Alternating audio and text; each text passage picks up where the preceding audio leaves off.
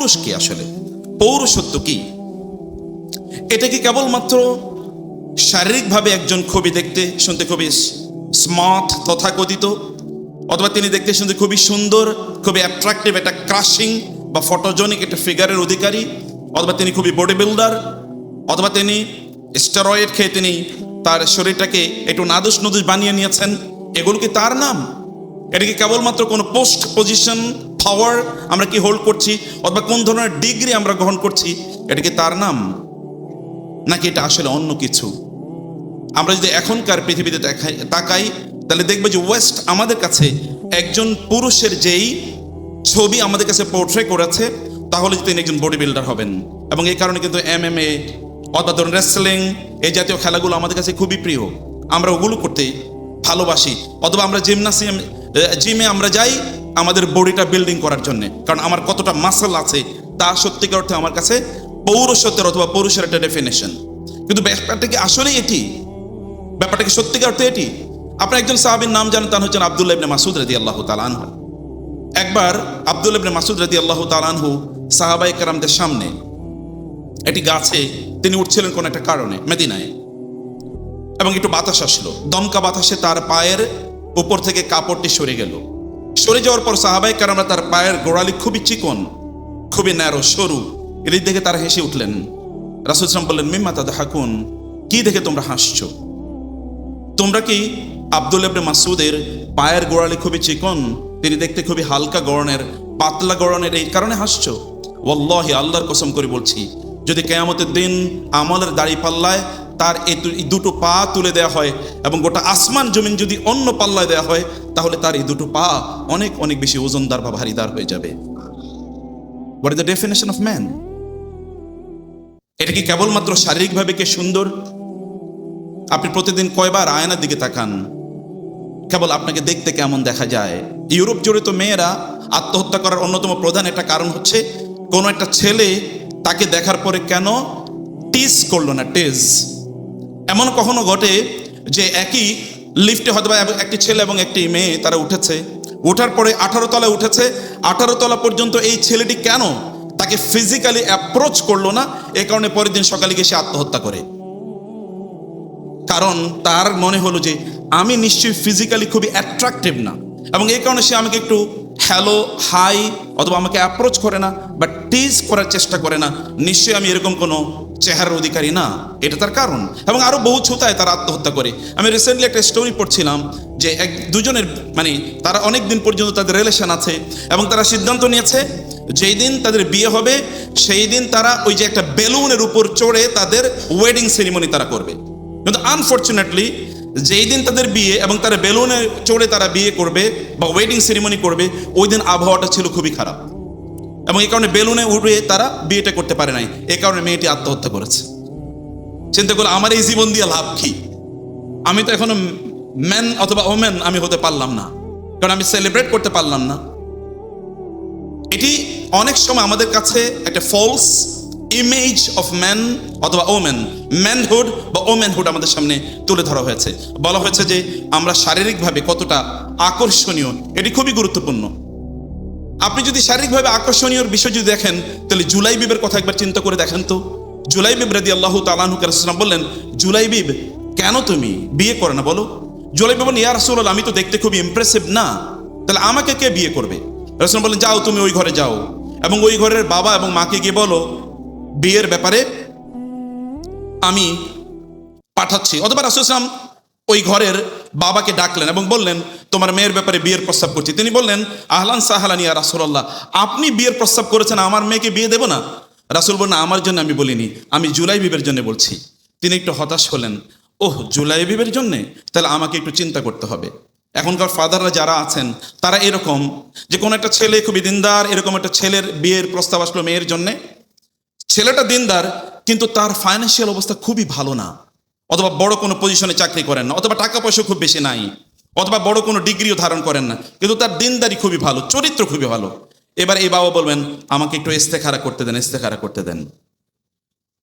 কিন্তু এরপরে ওই মেয়ের ব্যাপারে আরেকটা প্রস্তাব এসেছে, এ আবার খুবই টাকা পয়সা আছে, ভালো ডিগ্রি আছে, দেখতে শুনতে খুবই ইমপ্রেসিভ, কিন্তু একটু কেবল ফ্যান্সি ডিল খায়, আর কিচ্ছু না। বাবা এবার বলবো ফেন্সিডিল তো এটা কোনো বিষয় না, ঠিক আছে, এটা ঠিক পরে ভালো হয়ে যাবে না। দিনদারি আমাদের কাছে ম্যানহুডের ডেফিনেশন এখনো আসেই নেই। কেবল শারীরিকভাবে আমরা কেমন এটি আমাদের কাছে এসছে, অথবা এটাই কেবল আমাদের কাছে পোর্ট্রে করার চেষ্টা করা হয়েছে। রাসূল ইসলাম জুলাই বিবের ব্যাপারে প্রস্তাব করলেন। তিনি বলেন আমি তাহলে আমার স্ত্রীর সাথে পরামর্শ করি। সাহাবায়ে কেরাম রাদিয়াল্লাহু তাআলা আনহুম, তাদের যুগটা আমাদের জন্য আইডিয়াল, কারণ তারা হিউম্যান বিং ছিলেন। কখনো কখনো আমরা তাদেরকে সুপার হিউম্যান বিং মনে করি, না, এটা সুপার হিউম্যান বিং এর ইস্যু না, তারা আমাদের জন্য আদর্শ। এবং এই কারণে তাদের এক্সাম্পল আপনাদের সামনে আনছি, বলার কোনো কারণ নাই যে সেটা একটা গোল্ডেন এজ, তারা কোথায় আর আমরা কোথায়, ব্যাপারটা এরকম না। They are human beings and you are also human beings. There are problems in their very society and we have also problems in our very society. এবং সেই কারণে তার আলোকে আপনাকে দেখতে হবে। তিনি তার স্ত্রীর কাছে গিয়ে বলেন, রাসূল ইসলাম তোমার মেয়ের ব্যাপারে বিয়ের প্রস্তাব দিয়েছেন। বলে খুবই ভালো, আহলান সাহলান, খুবই ভালো কথা তো। বলেন না, তার নিজের ব্যাপারে বলেন নয়, বরং জুলাইবিবের ব্যাপারে। তিনি একটু হতাশ হলেন। আচ্ছা ঠিক আছে, রাসূল কি আর কাউকে খুঁজে পেলেন না, এরকম টাইপের। মেয়ে কিন্তু পাশের রুমে ছিল। তিনি শুনলেন এরকম আলোচনা, দৌড়ে আসলেন, বাবা কিসের বিষয়ে আলোচনা করছো? তোমার বিয়ের ব্যাপারে এরকম এরকম জুলাইবিবের প্রস্তাব রাসূল সাল্লাল্লাহু আলাইহি ওয়াসাল্লাম দিয়েছেন। বাবা মা, তোমরা রাসূলের প্রস্তাবকে ফিরিয়ে দিচ্ছ, কিভাবে সম্ভব? আমি রাজি, আমার পক্ষ থেকে কোনো অবজেকশন নাই। মেয়ে যেহেতু রাজি, বাবা এবং মা অগত্যা বিয়ে দিলেন। আপনি জানেন এরপর জুলাইবিবের যুদ্ধের সময় চলে আসলো। জুলাইবিব যুদ্ধের ময়দানে গেলেন, তিনি শাহাদাত বরণ করলেন। রাসূল বললেন তোমরা কি কাউকে মিস করছো? সাহাবায়ে কেরাম বলেন হ্যাঁ, দৌড়ে এসে বলেন না ইয়া রাসূলুল্লাহ, সবাইকে না, কাউকে মিস করছো? না, সবাইকে তো পেয়েছি ইয়া রাসূলুল্লাহ, অমুকে অমুকে অমুকে অমুকে শহীদ হয়েছেন, তোমরা আর কাউকে মিস করো না?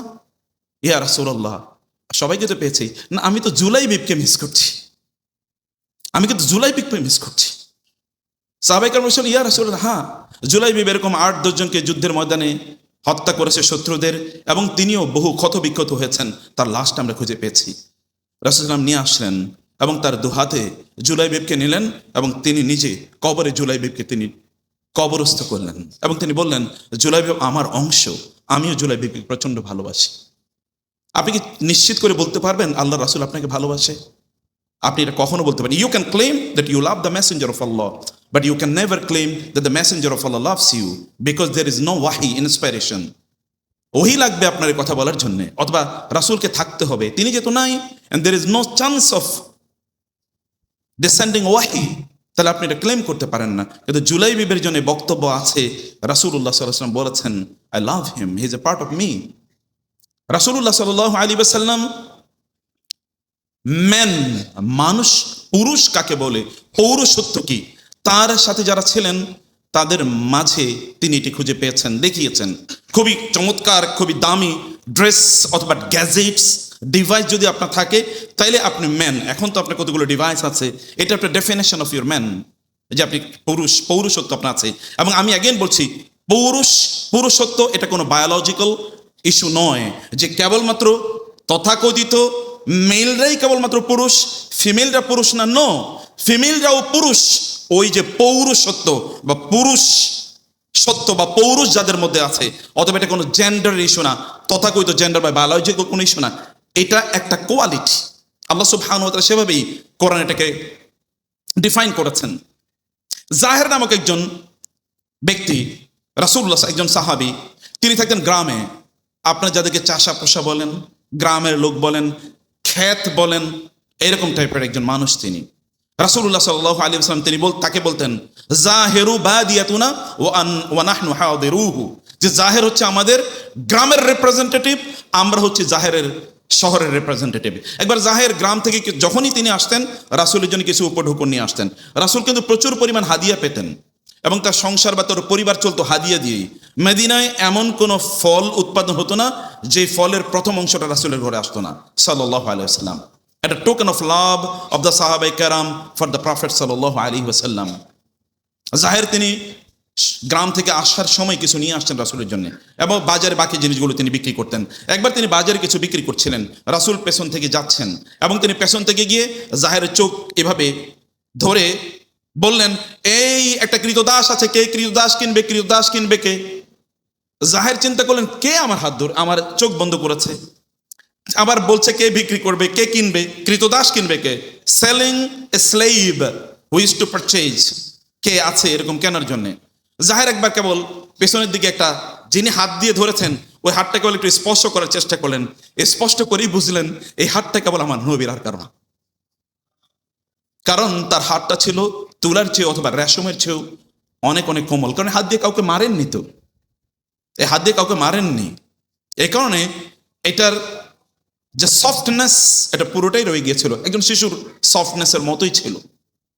তিনি বলেন, ইয়া রাসূলুল্লাহ, এমন কে আছে আমার মতো দেখতে শুনতে এরকম জামা কাপড় ভালো না এবং কোনো শিক্ষা দীক্ষা কিছুই নাই, এরকম একটা মানুষকে কে কিনবে? তাহলে তো আপনি আমাকে, ইয়া রাসূলুল্লাহ, আপনি আমাকে দেখবেন খুবই সস্তা, কেউ আমাকে কিনবেন, অথবা আমার দাম খুবই কম। রাসূল বললেন, না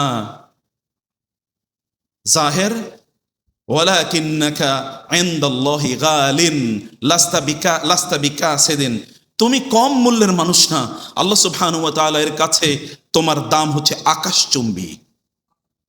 একজন ব্যক্তির দাম কেবল তার ড্রেস এর উপর নির্ভর করে না। আমরা জানি শেখ সাদির গল্প ছোটবেলা আমরা পড়েছিলাম। শেখ সাদি সাধারণ জামা কাপড় পরে এক জায়গায় যাওয়ার পর লোকেরা তাকে খেতে দেয় নাই। এরপরে যখন খুবই দামি জামা কাপড় পরে গিয়েছেন তখন অনেক পরিমাণ খেতে দিয়েছেন, তখন তিনি নিজে আর খাননি, সব খাবার কোথায় ভরিয়েছেন? পকেটে ভরিয়েছিলেন। কারণ তিনি বলেছেন, তোমরা তো আমার জামাকে খাবার দিচ্ছ, আমাকে তো খাবার দেওয়া নাই।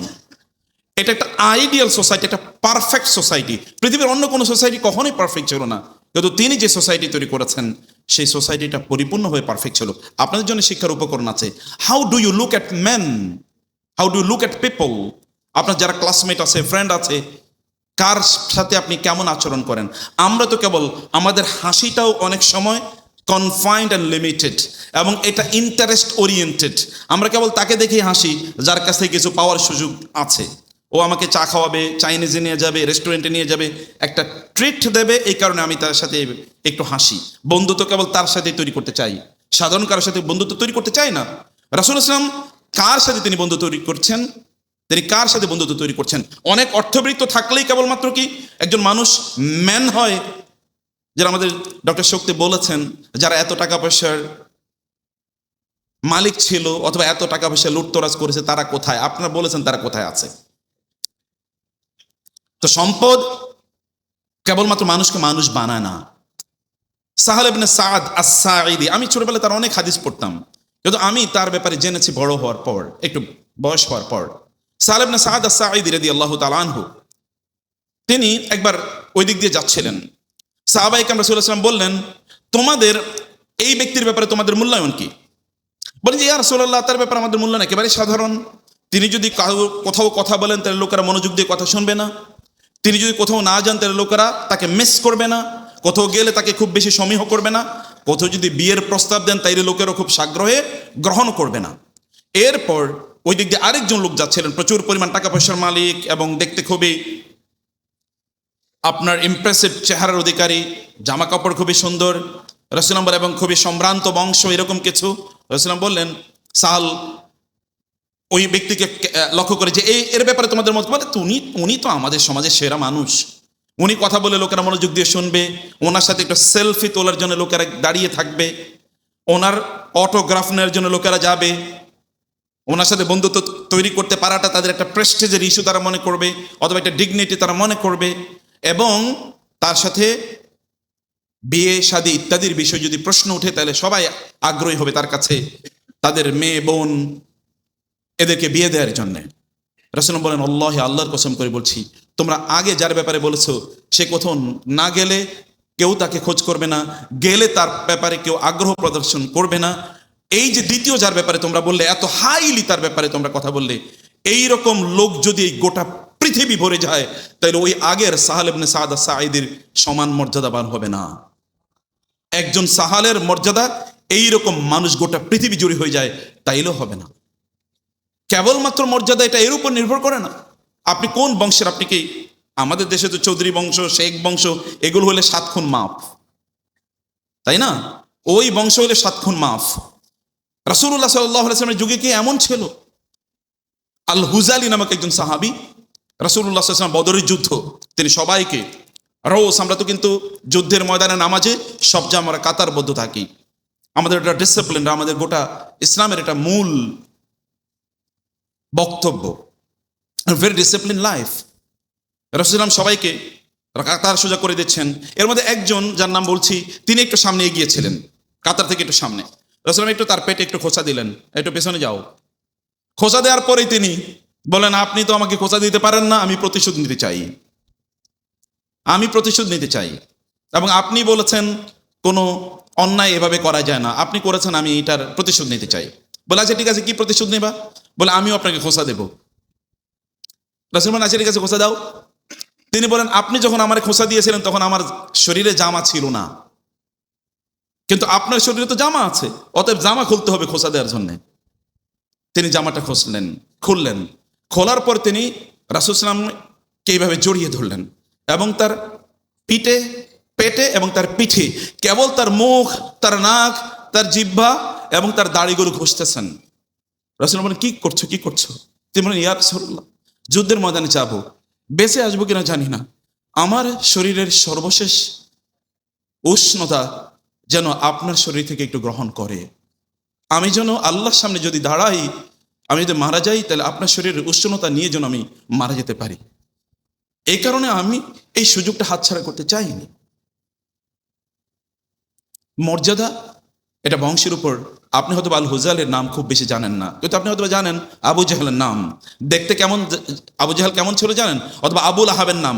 আবু লাহাব মানে হচ্ছে এতটা আগুন সুন্দর, বলতে গেলে আবু লাহাব আগুন সুন্দর, দেখতে অন্যরকম। এমনি তো কুরাইশ বংশের, আবারও কি ওইখানকার লিডার ফ্যামিলির লোক, বনু হাশেম, বনু আব্দুল মুত্তালিবের সন্তান, অতএব দেখতে এমনিতেই খুবই ইমপ্রেসিভ, খুবই সুন্দর, লাল সুন্দর, আগুন সুন্দর। আল্লাহ সুবহানাহু ওয়া তাআলা বললেন, তাব্বাত ইয়াদা আবি লাহাবিউ ওয়া তাব্বা মা আগনা আনহু মালুহু ওয়া মা কাসাবা সায়াসলা নারান যাতা লাহাব। আবু লাহাব যাবে যাতা লাহাবে। ও যেরকম আগুন সুন্দর, ওকে ওই রকম আগুনে আমি নিক্ষিপ্ত করে দগ্ধ করব। আপনার আগুন সুন্দর, অথবা আপনার কোন ফ্যামিলিতে আপনি বড় হয়েছেন, সেটি কোন অবস্থায় আপনার ম্যানহুড এটা ডিফাইন করে না। ডিফাইন করে আপনার চরিত্র, আপনার ক্যারেক্টার কি, আপনি আসলে কেমন মানুষ। সেই কারণে আপনি এখন তো আমাদের কাছে ম্যান, যে আপনারা যারা আছেন, ম্যান মানে হচ্ছে ভিডিও গেমসে কতজন মানুষকে হত্যা করা যায়, এর হচ্ছে ম্যানের ডেফিনেশন, তাই না? আপনি সারা রাত ধরে ভিডিও গেমস খেলেছেন এবং হাজার হাজার সন্ত্রাসীকে আপনি হত্যা করেছেন, কিন্তু সকালবেলা যখন দেখলেন টয়লেটে একটা তেলা পোকা, এরপর আর টয়লেটে যান না। এখন মারে ডাকেন, মা টয়লেটে তেলা পোকা, একটু মায়েরা দেও না। এর আগে কিন্তু আপনি হাজার হাজার সন্ত্রাসীকে হত্যা করেছেন। এইটা তো ম্যানহুড না, এটা তো ফেক ম্যানহুড। আপনি সিনেমা দেখেছেন, সিনেমা দেখতে দেখতে আপনি একেবারে কাত হয়ে আছেন, সিনেমা দেখেই ঘুমান, সিনেমা দেখেই ঘুম থেকে উঠেন। আপনি সত্যিকার তো পুরুষ হন, তাহলে পর্নোগ্রাফি আপনি কিভাবে দেখেন? পুরুষরা তো বিয়ে করবে, তো পর্নোগ্রাফি দেখবে না। বিয়ে বাদ দিয়ে আপনি পর্নোগ্রাফি করবেন। আর আপনি তথাকথিত, আমাদের ডক্টর শক্তি বললেন যে ক্যারিয়ারের পিছনে আপনি ঘুরেন। এখন আমাদের স্টুডেন্টরা 32 না 35 বছরে তারা চাকরিতে ঢুকবে, এই কথা শোনার পর থেকে আমার মাথা কেবল নিচের দিকে যাইতেছে। ম্যান হতেই পারে না। 18-20 বছর বয়সে আপনি চাকরিতে ঢুকবেন অথবা কাজে ঢুকবেন। চাকরি কেন করতে হবে? আপনার চাকর কেন হতে হবে? আপনি কোনো নিজস্ব এন্টারপ্রাইজ নিতে পারেন না? আপনার কোনো উদ্যোগ নাই? সে উদ্যোগ আপনি গ্রহণ করেন, অন্যদেরকে আপনি চাকরি দেন, কিন্তু আপনি আরেকজনের পেছনে ঘুরতেই থাকবেন, তার তল্পিক বাহক আপনি হবেন এবং এই কারণে বয়স 35 পর্যন্ত পৌঁছাবেন। বিয়ে করবেন কবে? 35-এর পরে। এরপরে এই পৃথিবীর মেয়েরা আপনাকে বিয়ে করবে না, ওই যে অন্য ওমেন বিয়ে করবে না, কোন একটা ফিমেল আপনার বিয়ে করতে পারে। আবার বিয়ে করার পরে বাসর রাতে গিয়ে দেখবেন আপনি তো একটা ছেলেরই বিয়ে করছেন। কারণ এটা আসলে কি, আসলে তো এটা মেয়ে ছিল না। এরকম একটা ঘটনা আপনার জীবনে ঘটবে। ম্যান তো সে যে একজন নারীর পেছনে ঘুরে না, তার কাছ থেকে একটু ইমেইলিং টু ফিমেইল, একটু চ্যাটিং অথবা একটা মেসেজ, যারা একটু হালকা কি করেছে, একটা মেসেজ ড্রপ করেছে, এই কারণে তার এবার হার্ট ড্রপ বেড়ে গেছে, এবার হার্টবিট বেড়ে গেছে, সারা রাত ঘুমাইতে পারে না। কারণ একটা মেসেজ, কতক্ষণ পরে পরে মেসেঞ্জারটা খোলে, কি লেখছে একটু দেখি তো।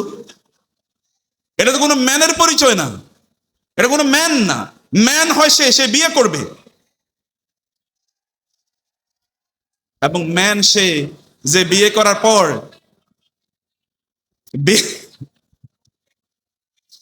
হ্যাঁ, এই জন্য তো ম্যান হওয়ার জন্যে ম্যান যে আপনি এই প্রমাণ আপনাকে দেখাতে হবে, তারপরেই তো মেয়েরা আপনার কাছে বা বাবার আপনাদের কাছে মেয়ে বিয়ে দেবে। আপনাকে তো you have to prove that you are man. আপনাকে প্রমাণ দেখাতে হবে যে আপনি একজন পুরুষ মানুষ, এই পৌরসত্ব আপনাকে শো করতে হবে। এটা কেবল এগেইন বলেছি, কেবল বায়োলজিক্যাল কোনো ইস্যু না, কেবল শারীরিক কোনো যে আপনাকে এবার টেস্ট মানে কোনো একটা ওই যে সেন্টারে কি বলে একটা ল্যাবরেটরিতে নিয়ে যাওয়া হবে একটু টেস্ট করার জন্য আসলে পুরুষ নাকি নারী। নো, এটা that is not the issue. You will have to show that you are a man. আপনার কার্যকলাপে, আপনার আচরণে, আপনার উচ্চারণে এটা আপনাকে প্রদর্শন করতে হবে। একজন ম্যানের ডেফিনেশন কি? কোরআন আল্লাহ সুবহানাহু ওয়া তাআলা কি ডেফিনেশন দিয়েছেন? আপনি সারাদিন ধরে কেবল আপনি কি করলেন? আপনি কেবল খেলা দেখলেন। বাঙালি চরিত্র, বাঙালিদের ম্যান যারা আমরা দেখেছেন আপনারা ওই যে বিশ্বকাপ ফুটবলের সময় দেখেছি বহু পোলা মানে ইয়াং ছেলে ফেলে ওরা আত্মহত্যা করেছে। কারণ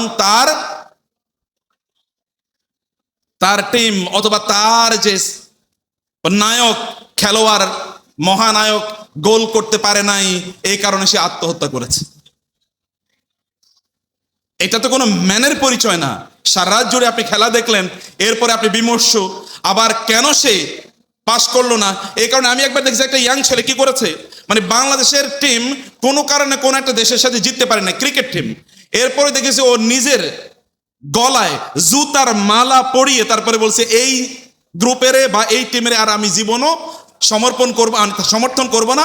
আমি আমার শরীরে জুতার মালা পরে এবার কি করলাম, তওবা করলাম। এটা তো ম্যান। এখন আপনি যদি এরকম ম্যান হন তাইলে তো আর কোনো কথা নাই। এরকম ম্যান গোটা পৃথিবী জুড়ে যদি তৈরি হয়ে যায় তাইলেও এই উম্মার কোনোদিন মুক্তি হবে না।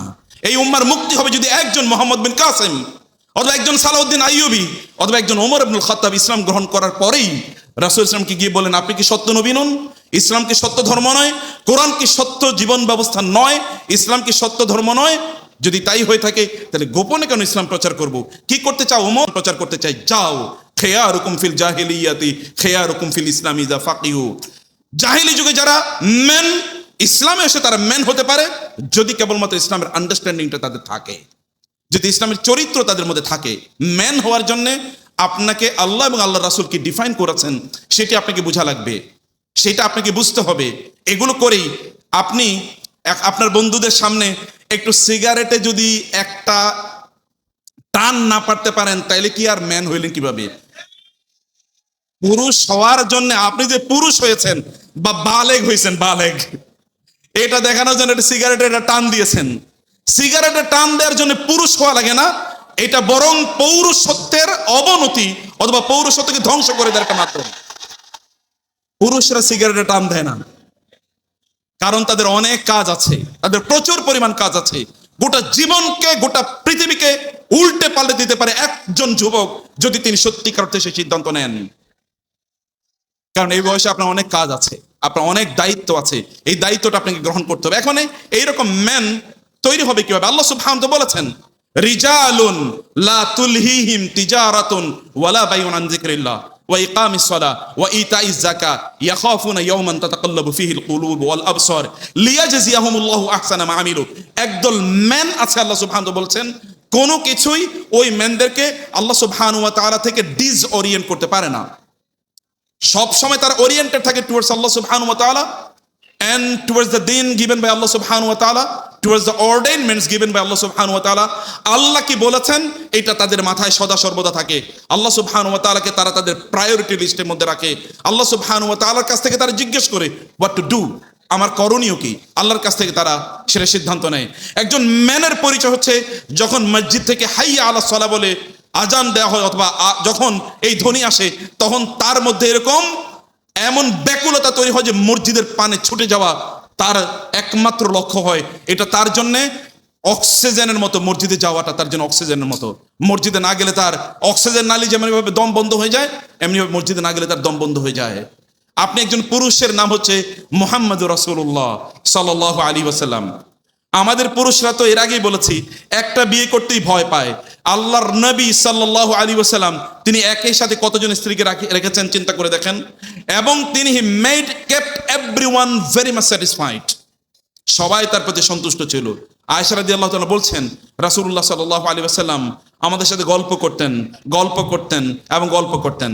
যখনই আজান হয়ে যেত তখন তিনি এমনভাবে ছুটে যেতেন যেন তিনি আমাদের কাউকে চেনেনই না। আল্লাহর উপর কাউকে প্রায়োরিটি দেওয়া যায় না। এটা হচ্ছে ম্যানের চরিত্র। এটা হচ্ছে ম্যানের চরিত্র। ম্যানের চরিত্র কেবল সম্পদের টাকা পয়সার পেছনে ঘোরা নয়। ইয়াংরা, আপনাদের জীবনের পারপাস কি? আমাদের আলোচকরা সবাই বলে গেছে, what is the purpose of your life? আপনি আসলে করতে চান কি? What is your aim? What is your dream? আপনার স্বপ্ন কি? আপনি কি করতে চান? আপনার লক্ষ্য এবং উদ্দেশ্য কি? আপনি কি এখনো তা নির্ধারণ করতে পেরেছেন? সেটা যদি আপনি নির্ধারণ না করতে পারেন তাহলে এখনই প্রয়োজনে চোখ বন্ধ করেন। আমি আপনাদেরকে একটু সময় দিই, 20 সেকেন্ড চোখ বন্ধ করেন তো, এবং আপনার জীবন নিয়ে চিন্তা করেন করতে চান কি জীবনে। Just close your eyes for 20 seconds, cable 20 second চোখ বন্ধ করেন সবাই, এবং চোখ বন্ধ করে চিন্তা করেন। আমি কিন্তু মাইক্রোফোন দেবো, কে কি চিন্তা করেছেন? Microphone ready?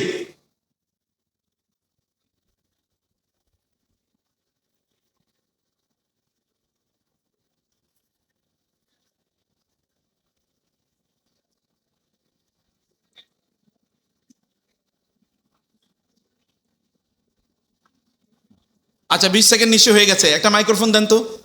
এই ডান দিক থেকে, এই সামনে থেকে একজন, পেছন থেকে একজন, বামে সামনে থেকে একজন, পেছন থেকে একজন বলবেন 20 সেকেন্ডে কি চিন্তা করেছেন জীবন নিয়ে।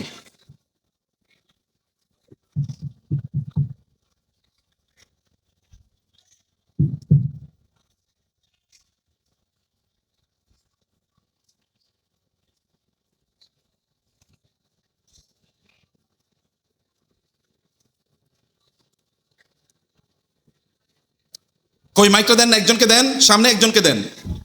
কে বলবে? জি প্লিজ। ওয়ালাইকুম আসসালাম রাহমাতুল্লাহ।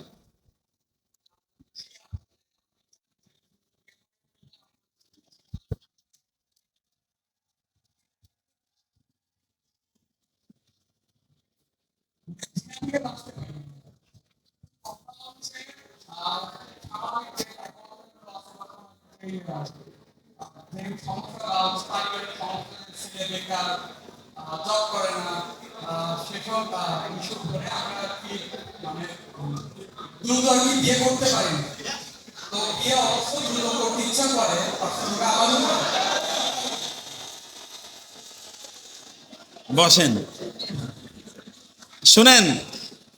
বাচ্চাদেরকে একটু প্লিজ, বাচ্চাদেরকে দেখছি এরা টম এন্ড জেরি দেখে, তো টমের দেখছি ও চোখ বন্ধ করলো কেবলমাত্র জেরিরেই দেখতে পায়। খারাপ না, ভালো তো। প্রশ্ন হচ্ছে, আমরা এই যে যুবকরা শোনেন এবং আমাদের যুবতীরাও শুনতে হবে, আমরা প্রত্যেকেই একজন আয়েশা অথবা একজন ফাতেমা অথবা একজন মারিয়ামের স্ট্যাটাসের নারী আমাদের স্ত্রী হিসেবে চাই। কিন্তু কথা তো সত্য, কিন্তু কোনোদিনই আমরা একজন আলীর মতো চরিত্রবান মানুষ হতে চাই না। So be Ali or be like Ali, then you will get Fatima inshallah. I congratulate you. প্রস্তুতি নেন ইনশাআল্লাহ। আল্লাহ সুবহানাহু ওয়া তাআলা বলেছেন, কেউ যদি তার চরিত্রকে ঠিক রাখার জন্য বিয়ে করে, আল্লাহ সুবহানাহু ওয়া তাআলা তাদের দারিদ্রতা দূর করে দিয়ে তাদেরকে ধনী বানিয়ে দেবেন। আল্লাহ বলেছেন, ইউগনিহিমুল্লাহু মিন ফাদলিহি, আল্লাহ তার অনুগ্রহের মাধ্যমে এদেরকে ধনী বানিয়ে দেবেন। কোরআনের স্পষ্ট কথা, সূরাতুন নূর। অথবা in order to get rich or richer, get married ইনশাআল্লাহ। ওকে, থ্যাংক ইউ। ওই যে ডান দিকে একেবারে পেছনে একজন বলেন। আসসালামু আলাইকুম। জি আমি বলতে চাচ্ছিলাম, জি কে? ও আচ্ছা, প্লিজ। আমার ছোট ভাই যে কথা বলছে তার সঙ্গে আমি একমত। বিষয় হচ্ছে যে আল্লাহ পাক রব্বুল আলামিন বলেছেন যে তুমি বিয়ে করো, আমি তোমার সকল দায় দায়িত্ব নেব। জি, এতে রুজি রোজগার সবকিছুতে বরকত আসবে ইনশাআল্লাহ। কিন্তু ফ্যামিলিতে বোঝানোর পরও ফ্যামিলি মানছে না, যেহেতু বয়স হয়ে যাচ্ছে। তো আপনি যেহেতু এখানে আসছেন, তো শিক্ষকরা যারা আমার পিতা সমতুল্য যারা সামনে আছেন, যে তারা যেন আমার পিতা এবং আমার পিতা একজন আইনজীবী, তাকে যেন তাকে বোঝানো, সকল বোঝা মানেও তিনি অবুঝ থাকেন কেন? আমি তার একটি ছেলে। তো আমি শিক্ষকদের দৃষ্টি আকর্ষণ করে বলবো, আপনারা শিক্ষকদেরকে একটু বলেন যে আমার পিতার সঙ্গে কথা